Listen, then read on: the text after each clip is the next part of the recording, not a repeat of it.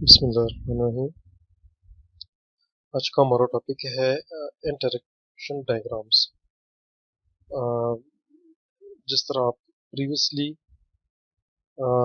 UML language में जिस तरह हम स्टार्ट कर चुके हैं, वहाँ पे आप डिफरेंट जो डायग्राम्स हैं वो आप देख चुके हैं, जिनमें हम ऑलरेडी पढ़ चुके हैं कि यूज केसेस डायग्राम है या क्लास डायग्राम्स है। सो इसी सिलसिले में आज हमारा एक और टॉपिक है जिसमें हम दो किस्म के डायग्राम्स को कवर करने की कोशिश करेंगे, sequence diagrams and collaboration diagrams.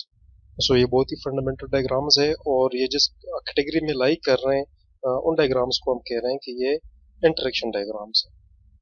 सो जिस तरह यूएमएल डायग्राम जो अवेलेबल हैं, ऑलरेडी प्रीवियस लेक्चर में हम ये देख चुके हैं कि बेसिकली यूएमएल के अंदर दो किस्म के डायग्राम्स अवेलेबल हैं, स्ट्रक्चर डायग्राम्स हैं और साथ ही साथ बिहेवियर डायग्राम्स है। स्ट्रक्चर डायग्राम जिस तरह नाम से जाहिर है कि हम यहाँ पे इन डायग्राम्स की मदद से सिस्टम का जो स्ट्रक्चर है उसके अंदर जो डिफरेंट एंटिटीज हैं उनको एलोबोरेट करते हैं, उनको डिस्क्राइब करने की कोशिश करते हैं। इट्स मीन के इस किस्म के जो डायग्राम्स हैं इनका ताल्लुक सिस्टम के स्ट्रक्चर के साथ है कि सिस्टम का स्ट्रक्चर क्या है, उसकी जो कंपोजिशन है वो क्या है, वहाँ पे कौन कौन से एलिमेंट्स या जो एंटिटीज हैं वो अवेलेबल्स हैं। कि फॉर एग्जांपल ये क्लास डायग्राम्स ऑलरेडी आप पढ़ चुके हैं, तो इस तरह हम पैकेज डायग्राम्स भी बना सकते हैं, कंपोनेंट्स वगैरह पैकेज के पॉइंट ऑफ व्यू से भी हम बात कर सकते हैं। सो इट्स मीन के यहाँ पे जितनी भी डायग्राम्स होंगी उनका ताल्लुक सिस्टम के स्ट्रक्चर के साथ होगा। साथ ही साथ जो दूसरी किस्म के डायग्राम्स हैं जिसको हम कह रहे हैं कि ये बिहेवियरल डायग्राम है, ये सिस्टम के बिहेवियर को कैप्चर करना और सिस्टम का इट्स मीन के जो डायनेमिक बिहेवियर है कि जिस तरह आप ऑलरेडी पढ़ चुके हैं कि यूज केसेस हैं। यूज केसेस में हम देखते हैं कि सिस्टम और बाहर एक्सटर्नल का जो एनवायरनमेंट है, इनका आपस में जो इंटरेक्शन है उसको हम किस तरह कैप्चर कर सकते हैं, मॉडल कर सकते हैं। सो उसी सिलसिले में आज हमारा दूसरा टॉपिक है और ये इंटरेक्शन डायग्राम्स है। इंटरेक्शन डायग्राम्स मीन जिस तरह नाम से जाहिर है कि किसी स्पेसिफिक इंटरेक्शन को सिस्टम के अंदर हो या सिस्टम से बाहर हो, और सिस्टम के कौन कौन से एंटिटीज हैं जो इस इंटरेक्शन में हिस्सा ले रही हैं और कौन कौन से स्टेप्स हैं या किस सीक्वेंस में ये इंटरेक्शन हो रहा है और किस पर्पस के लिए हो रहा है, उस पर्पस को और उस इंटरेक्शन को कैप्चर करना, ये हम पढ़ेंगे इंटरेक्टिव डायग्राम्स में। सो बेसिकली इंटरेक्शन डायग्राम्स होती क्या हैं? The term interaction diagram means to describe some type of interaction among the different elements in the model. किसी भी मॉडल के अंदर या सिस्टम के अंदर जितने भी एंटिटीज हैं उन एंटिटीज का आपस में इंटरेक्शन क्या है उसको मॉडल करना, ये हम पढ़ेंगे इंटरेक्शन डायग्राम्स में। This interaction is a part of dynamic behaviour of the system, और आमतौर पे ये जो इंटरेक्शन होता है ऑटोमेटिकली ये डायनेमिक ही होता है। सिस्टम का जो बिहेवियर है इसमें हम मतलब इसमें कि ये जो इंटरेक्शन होगा इसमें डायनेमिक बिहेवियर के मुतालिक में हम बात करेंगे। ऑलरेडी आप पढ़ चुके हैं कि डायनेमिक बिहेवियर क्या है। सो इट्स मीन कि अगर हमारे सिस्टम के अंदर कोई ऐसा कंडीशन अगर हो कि उसकी वजह से हमारे सिस्टम के अंदर जितनी एंटिटीज हैं, जितने ऑब्जेक्ट्स हैं, अगर वो अपना स्टेट एक स्टेट से दूसरी स्टेट में वो ट्रांजिशन कर ले, इट्स मीन एक ऐसा इवेंट अगर हो, चाहे वो बाहर से हो, आमतौर पे जिस तरह यूज केसेस में आप देख चुके हैं कि अगर कोई एक्टर कोई एक्टिविटी परफॉर्म करना चाहे तो इट्स मीन कि उस कंडीशन को बेस बना के सिस्टम के अंदर जितनी भी एंटिटीज होती हैं उनमें ट्रांजिशन आ जाता है। तो इट्स ये होता है सिस्टम का dynamic behaviour. Similarly, the dynamic aspect can be defined as the snapshot of the running system at a particular moment. इसको अगर मोर स्पेसिफिकली आप देख लें, सो बेसिकली डायनेमिक बिहेवियर है क्या अगर कोई सिस्टम एग्जीक्यूट हो रहा है, वो रन हो रहा है, कोई सर्टन फंक्शनलिटी जो है वो परफॉर्म हो रही है, और अगर हम किसी स्पेसिफिक टाइम इंटरवल में देखना चाहें कि इस पर्टिकुलर मोमेंट के अंदर सिस्टम का जो इंटरनल बिहेवियर है या जो इंटरनल ऑर्गेनाइजेशन है वो क्या है, सो इट्स मीन कि ये हमारे पास क्या है, स्नैपशॉट है of the running system at a particular moment. It's mean के कोई एक्टिविटी किसी एक्टिविटी के अंदर सिस्टम का जो इंटरनल स्टेट है अगर हम उसको कैप्चर करना चाहें तो इसको आप कहोगे कि ये क्या है, ये एक डायनेमिक बिहेवियर है system. So basically interaction diagram, the purpose of interaction diagram is to visualize the interactive behavior of the system. Exactly वही बात हो रही है कि सिस्टम का जो इंटरेक्टिव बिहेवियर है अगर हम उसको विजुअलाइज करना चाहें, इसको कैप्चर करना चाहें, तो ये इसकी फंडामेंटल जो जो पर्पज है इस मॉडल का वो यही है। सो मजीद आप देख सकते हैं कि the purpose of interaction diagram is to capture the dynamic behaviour of the system. Exactly वही बात हो रही है कि डायनेमिक बिहेवियर को हमने कैप्चर करना है। To describe the messages flow in the system, और ऑटोमेटिकली अगर कोई एक्टिविटी सिस्टम के अंदर परफॉर्म हो रही है तो मैसेज भी आपस में इंटरचेंज हो रही होंगी। So it's mean to describe the message flow in the system. वो जो फ्लो है मैसेजेस का वो क्या है, आप उसको भी कैप्चर कर लो, उसको भी आप डिस्क्राइब कर लो। To describe the structure organisation of the objects, और सिस्टम के अंदर जितने भी ऑब्जेक्ट्स हैं इस ओवरऑल एक्टिविटी में उनकी ऑर्गेनाइजेशन क्या है, मतलब वो किस फॉर्मेट में लाई कर रहे हैं, उनका जो लेआउट है वो भी आप अगर मॉडल करना चाहें सो ये भी हम करते हैं इंटरेक्शन डायग्राम में। Similarly to describe the interaction among the objects, और साथ ही साथ के अगर ऑब्जेक्ट्स ऑटोमेटिकली ऑब्जेक्ट्स के दरमियान जो इंटरेक्शन है, मैसेज आपस में चेंज हो रही हैं, मैसेज का फ्लो है, टाइम में भी इसमें इन्वॉल्व हो जाता है, तो मतलब ये चार फंडामेंटल्स जो ऑब्जेक्टिव्स हैं, ये बेसिक वो पर्पसेस है जिनके लिए हम इंटरेक्टिव डायग्राम्स बनाते हैं। Similarly visualising the interaction is a difficult task. Automatically अगर कोई एग्जीक्यूटिबल सिस्टम है कंप्यूटर के अंदर, अगर हम बात करना चाहें सो हर एक एंटिटी को, हर एक एक्टिविटी को विजुअलाइज करना एक मुश्किल काम है। सो हिंस द सॉल्यूशन इज, तो फिर इसका जो सॉल्यूशन है सिंपल सा वो क्या है, is to use different types of models to capture different aspects of the interaction diagram. Overall interaction को हम विजुअलाइज नहीं कर सकते, सो हम करते क्या है कि हम डिफरेंट मॉडल यूज करते हैं, डिफरेंट डायग्राम यूज करते हैं, और हर डायग्राम का एक अपना पर्पज होता है, वो सिस्टम को कैप्चर करता है डिफरेंट एंगल्स के पॉइंट ऑफ व्यू से, डिफरेंट एस्पेक्ट्स। सो इसी सिलसिले में हमारे पास जो दो एस्पेक्ट्स हैं या दो एंगल्स हैं उनको कवर करने के लिए हम दो किस्म के डायग्राम यूज करते हैं, कि फॉर एग्जांपल हमने सीक्वेंस को कैप्चर करना है या कोलैबोरेशन को कैप्चर करना है। सो इस सिलसिले में हमारे पास दो डायग्राम होती हैं जिनको हम कहते हैं कि सीक्वेंस डायग्राम्स है और कोलैबोरेशन डायग्राम्स है, और ये यूज होती हैं are use to capture the dynamic behaviour but from a different angle. जिस तरह हम बात कर चुके हैं कि ओवरऑल सिस्टम को विजुअलाइज करना आमतौर पे एक डिफिकल्ट टास्क है, आप इज्यूम कर लें कि इम्पॉसिबल है। हम सिस्टम को मॉडल कर सकते हैं, विजुअलाइज कर सकते हैं डिफरेंट एंगल्स से, डिफरेंट एस्पेक्ट्स से। सो दो एस्पेक्ट्स को कवर करने के लिए हम दो टाइप्स के जो डायग्राम्स है वो यूज करते हैं। फॉर एग्जांपल सीक्वेंस डायग्राम्स कौन कौन से हैं और जो कोलैबोरेटिव डायग्राम्स है वो कौन कौन से हैं। So basically the interactive behavior is represented in UML using two types of diagrams। वही बात हो रही है कि दो किस्म के डायग्राम्स हम यूज कर सकते हैं ताकि सिस्टम के मॉडल्स को हम कैप्चर कर सकें, उसको विजुअलाइज कर सकें। सीक्वेंस डायग्राम्स है और कोलैबोरेशन डायग्राम्स है, और आप लोगों के कोर्स में इंक्लूड है। The basic purpose of both the diagrams are similar. एक ही पर्पस है कि सिस्टम को विजुअलाइज करना, इसको मॉडल करना, सिस्टम का जो बिहेवियर है, जो डायनेमिक बिहेवियर है, आप इसको कैप्चर कर लें, इसको विजुअलाइज कर लें। सो दोनों डायग्राम्स है, इनका एक ही पर्पज है कि सिस्टम के अंदर जो इंटरेक्शन है आप इसको मॉडल कर लें। हाँ अलबत्ता एंगल्स अलग अलग है, एस्पेक्ट्स अलग अलग है। सीक्वेंस डायग्राम्स में हम कोशिश करते हैं कि टाइम वाइज हम जितनी भी एक्टिविटीज वो परफॉर्म हो रही है उनको आप टाइमली वाइज उसको विजुअलाइज कर लें या कैप्चर कर लें। और जो कोलैबोरेशन डायग्राम्स है उसमें टाइम इतना मैटर नहीं कर रहा होता, बेसिकली हम उन मैसेजेस में इंटरेस्टेड होते हैं कि उनका सीक्वेंस क्या है, एक्टिविटीज किस सीक्वेंस में परफॉर्म हो रही है वगैरह वगैरह। सो the sequence diagrams captures the time sequence of messages, के जो मैसेजेस सिस्टम के अंदर इंटरचेंज हो रही हैं वो किस टाइमली फैशन में या उसका मैनर क्या है, किस टाइम सीक्वेंस में हो रही, सबसे पहला सीक्वेंस कौन सा है, मैसेज कौन सा है, दूसरा मैसेज कौन सा है, और इस तरह so on. Similarly, the collaborative diagrams describe organization of the object in system। collaborative diagrams में हम basically इंटरेस्टेड होते हैं कि इस स्पेसिफिक एक्टिविटीज के अंदर जो ऑब्जेक्ट्स हैं उनका ऑर्गेनाइजेशन क्या है, उनका लेआउट क्या है, और वो किस तरह जो मैसेजेस फ्लो है उनके अंदर किस तरह वो हिस्सा ले रही है। सो बेसिकली ये दो एस्पेक्ट्स हो गई है, एक जगह पे हम टाइम में इंटरेस्टेड हैं, दूसरी जगह पे हम उस एक्टिविटीज के करस्पॉन्डिंग जो सिस्टम का लेआउट है, ऑर्गेनाइजेशन है ऑब्जेक्ट्स का, हम उनमें इंटरेस्टेड होते हैं।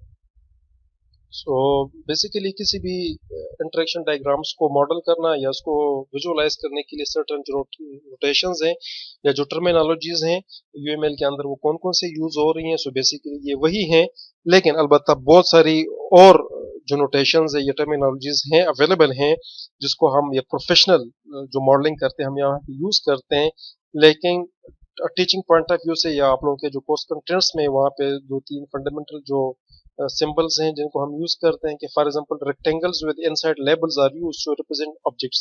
किसी ऑब्जेक्ट को रिप्रेजेंट करने के लिए हम रेक्टेंगल यूज करेंगे और रेक्टेंगल के अंदर सर्टेन लेबल हम मेंशन करेंगे कि ये फलाना ऑब्जेक्ट है या ऑब्जेक्ट का ये नाम है। Similarly relationship among the objects are shown using the connecting lines with labels.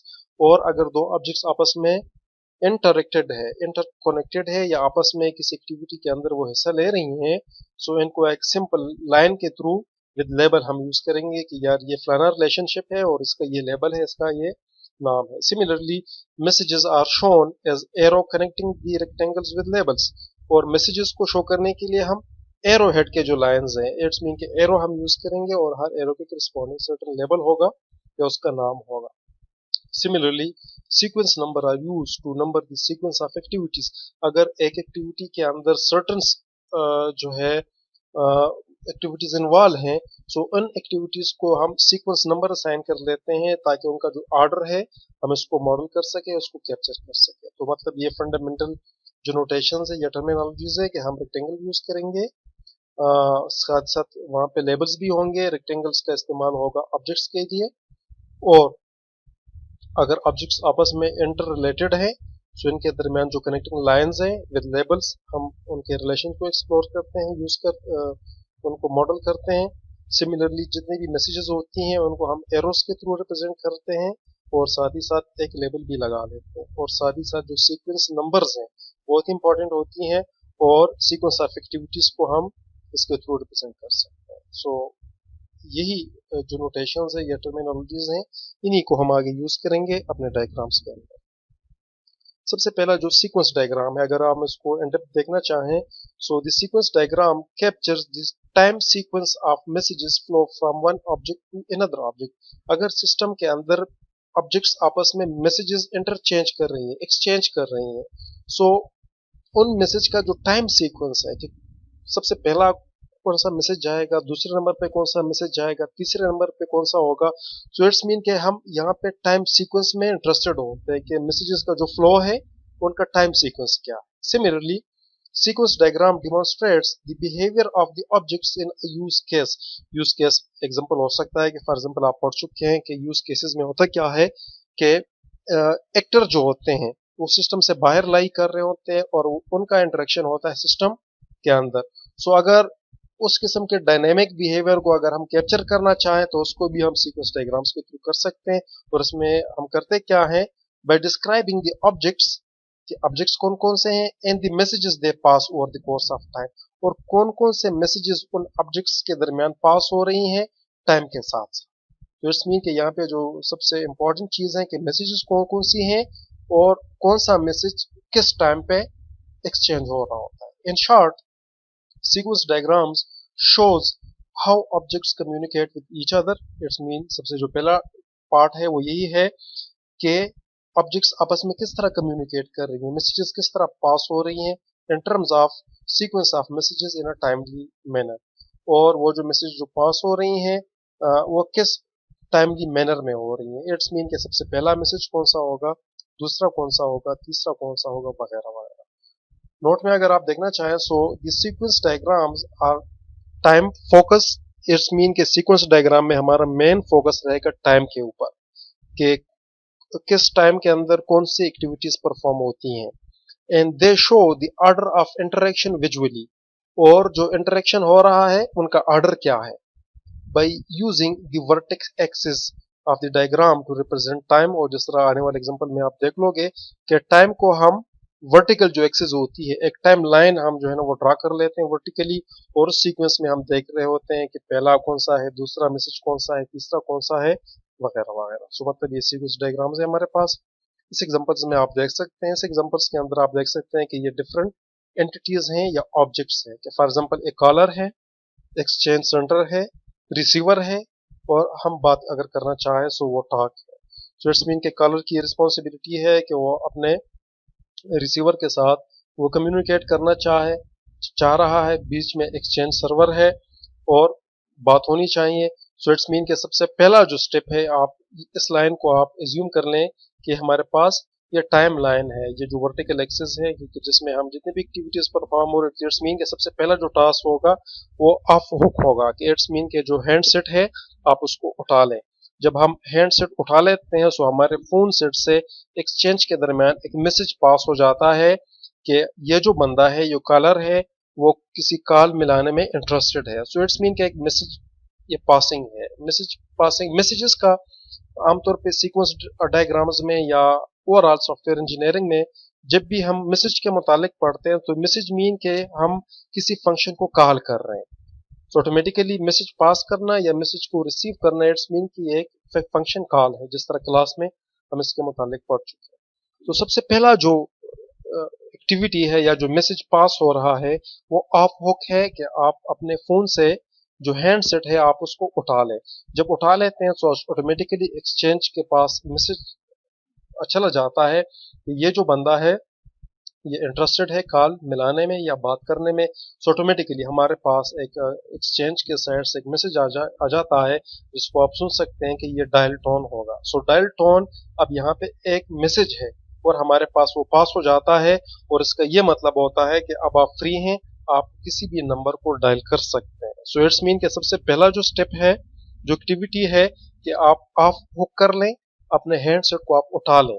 दूसरे नंबर पे जो एक्टिविटी परफॉर्म हो रही है टाइमली मैनर में, वो डायल टोन है। डायल टोन ऑटोमेटिकली एक्सचेंज के साइड से हमारे पास आ जाता है। तो इट्स मीन कि एक दूसरा मैसेज हम रिसीव कर लेते हैं। जब ये मैसेज हम रिसीव कर लेते हैं तो तीसरा जो मैसेज पास होगा वो हमारे साइड से होगा कि किसी भी नंबर को आप अपने फोन सेट से डायल कर लें। जब आप वो नंबर डायल कर लेते हैं तो वो नंबर यहाँ पे आ जाता है। तो इट्स मीन के एक और मैसेज हम पास कर लेते हैं एक्सचेंज जो सर्वर है वहां पे। सर्वर करता क्या है कि उसी नंबर को बेस बना के वो कॉल मिला लेता है रिसीवर को, और रिसीवर को रिंग द टोन के जो टोन है, रिंगिंग जो बेल है, वो रिसीवर के फोन पे आप सुन सकते हैं या रिसीवर जो है वो इसको सुन सकता है। फिर क्या होता है ऑन दी हुक, अगर इसके लिए जो लाजिम है कि अगर रिसीवर बात करना चाहे तो सबसे जो पहला फंडामेंटल टास्क है कि वो अपने सेट से जो हैंड सेट है वो उठा ले। सो इसको आप कहोगे कि ये ऑन हुक है। जब आप ऑन हुक कर लेते हैं तो इट्स मीन के कनेक्शन स्टेबल हो जाता है और आप टॉक कर सकते हैं।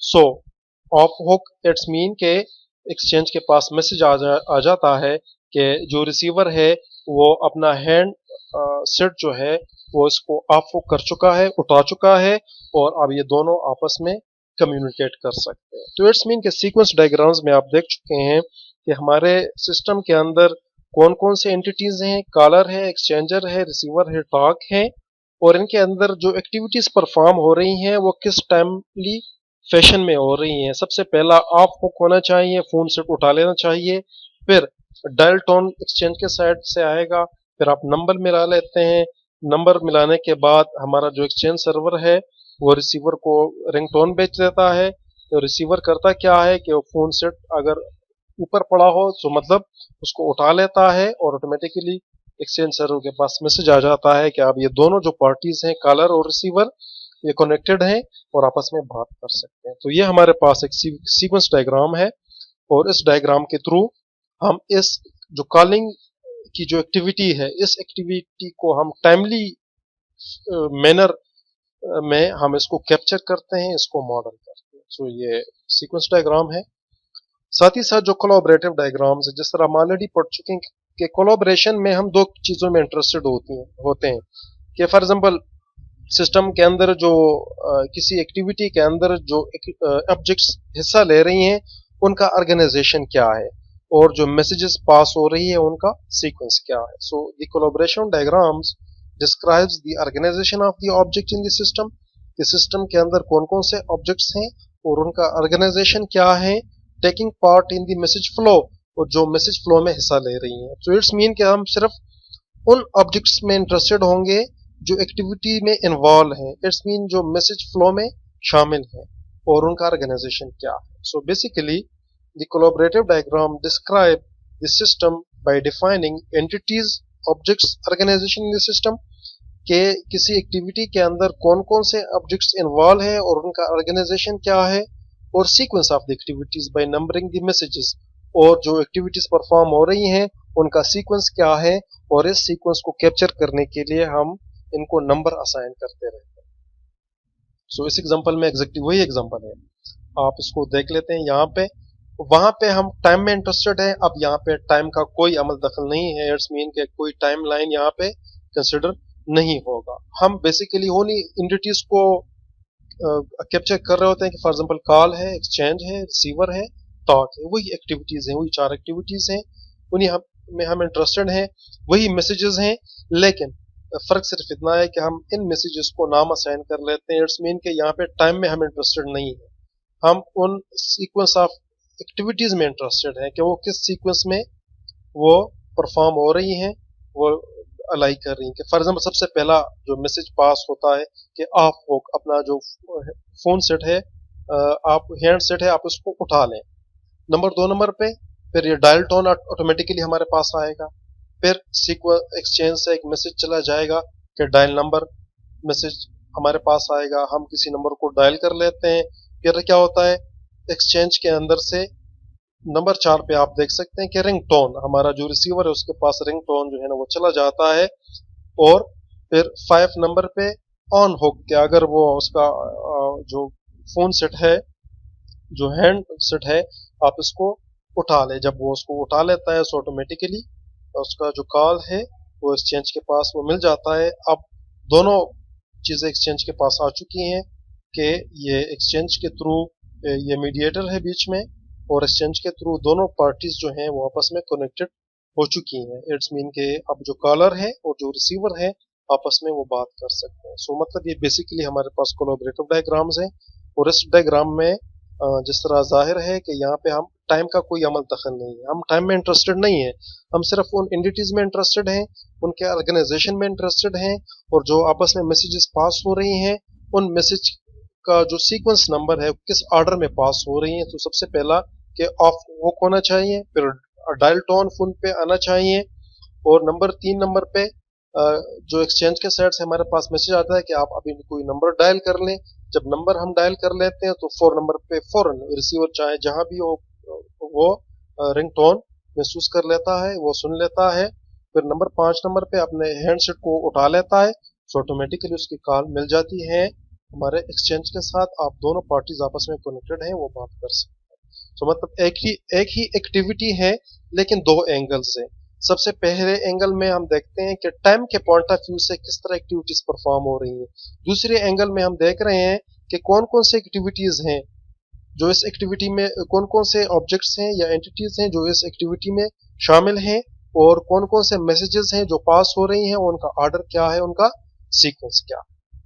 सो मतलब एक ही एक्टिविटी को हम कैप्चर कर रहे हैं, मॉडल कर रहे हैं इन दिस पर in the perspective of 2 angles. 2 perspectives हम यहाँ पे तलाश कर रहे हैं कि एक जगह पे टाइम इन्वॉल्व है, दूसरी जगह पे वो सीक्वेंस एक्टिविटीज है। अब इनका जो कंपैरिजन है बहुत इंपॉर्टेंट चीज है, ताकि आप लोगों की अंडरस्टैंडिंग वो क्लियर हो कि सबसे पहला फॉर एग्जांपल सीक्वेंस डायग्राम है, और सीक्वेंस डायग्राम ये कोलैबोरेटिव डायग्राम। सो आमतौर पे use sequence diagrams are use to visualize sequence of calls messages in the system that is used to perform a specific functionality।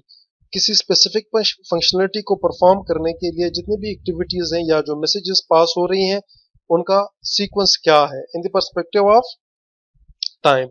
Time wise हम उनका sequence देखते हैं। Alternatively the collaborative diagrams are used to visualize the organization of the objects and their interaction। यहाँ पे हम सिर्फ उन objects में हम इंटरेस्टेड होते हैं जो उस एक्टिविटीज में वो हिस्सा ले रही हैं, और उनका ऑर्गेनाइजेशन क्या है और किस तरह आपस में इंटरेक्शन कर रहे हैं। Represent the sequence of messages that are flowing from one object to another.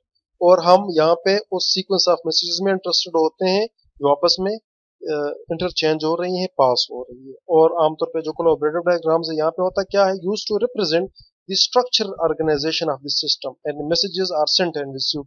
वही बात अगेन वही बात रिपीट हो रही है कि हम यहाँ पे स्ट्रक्चर में इंटरेस्टेड हैं, उन ऑब्जेक्ट्स की ऑर्गेनाइजेशन में इंटरेस्टेड हो रहे हैं होते हैं, जो आपस में मैसेजेस वगैरह पास करते हैं, सेंड करते हैं और रिसीव करते हैं। अब यहाँ पे सबसे जो इम्पोर्टेंट बात है सीक्वेंस डायग्राम में कि use when time sequence is main focus. अब ये बिल्कुल बेस लाइन है इस डायग्राम का कि इस डायग्राम को हम कब यूज करेंगे, जब हम टाइम सीक्वेंस में इंटरेस्टेड हो, जब हमारा मेन फोकस हो कि हम टाइम सीक्वेंस को कैप्चर कर लें, हम टाइम वाइज देख लें कि एक्टिविटीज किस तरह परफॉर्म हो रही है। अब यहाँ पे ऑर्गेनाइजेशन की बात नहीं हो रही है, इट्स मीन के सबसे जो फंडामेंटल चीज है वो टाइम है यहाँ पे।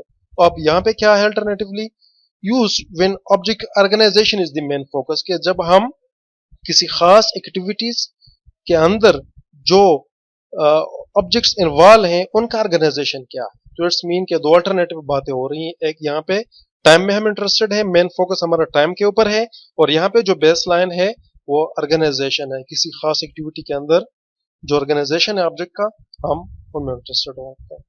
Similarly sequence diagrams are better suited for analysis activity, और जो collaborative diagrams है that are better suited for depicted simple interaction of the smaller number of objects। अब यहाँ पे एक important बात हो रही है कि जो सीक्वेंस डायग्राम्स हैं वो बेस्ट सूटेड है एनालिसिस, किसी एक्टिविटी को एनालाइज करना कि किस तरह टाइम वाइज, अगर कि फॉर एग्जांपल एक ही टाइम पे एक बंदा मैसेज भेज रहा है, सो हम देखना चाह रहे होते हैं कि एग्जैक्टली आपस में कोलिजन ना हो, उसी टाइम के ऊपर कोई दूसरा बंदा मैसेज ना देख ले। तो इट्स मीन कि अगर हम किसी पर्टिकुलर एक्टिविटी को या सिचुएशन को एनालाइज करना चाहें, सो उसके लिए हम जो है सीक्वेंस डायग्राम यूज करते हैं। और आमतौर पे एनालिसिस में हम मतलब किसी स्पेसिफिक नंबर्स के लिए हम नहीं करते, हम ओवरऑल देखना चाह रहे होते हैं। अब यहाँ पे किसी स्मॉलर नंबर ऑब्जेक्ट्स उनकी जो ऑर्गेनाइजेशन है अगर हम उसको डिपिक्ट करना चाहें तो वहां पे हम कोलैबोरेटिव डायग्राम यूज करेंगे। सो मतलब ये इन दोनों का आपस का जो कंपैरिजन है, या आप कह सकते हैं कि ये डिफरेंसेस हैं इनके दरमियान आपस में लाई कर रही हैं। और जिस तरह स्टार्ट में मैं कह चुका हूँ कि दोनों डायग्राम का पर्पस एक ही है, कि मतलब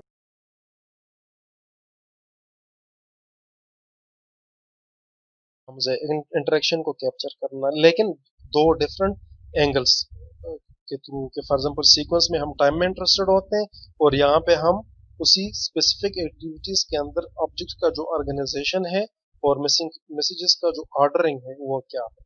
सो मतलब ये बहुत ही फंडामेंटल टॉपिक था आज हमारा, कि हमारे पास जो इंटरेक्शन डायग्राम्स है वो कौन कौन सी हैं, वो कहाँ पे लाई कर रही हैं, और उनके कौन कौन से टाइप्स हैं। तो मतलब ये यूएमएल लैंग्वेज का मेरे ख्याल में आप लोगों का आखिरी टॉपिक है। आने वाले दिनों में हम मजीद हमारे जो इम्पोर्टेंट टॉपिक्स हैं उनके साइड पे हम जाएंगे। सो आप कोशिश कीजिएगा इनको समझें।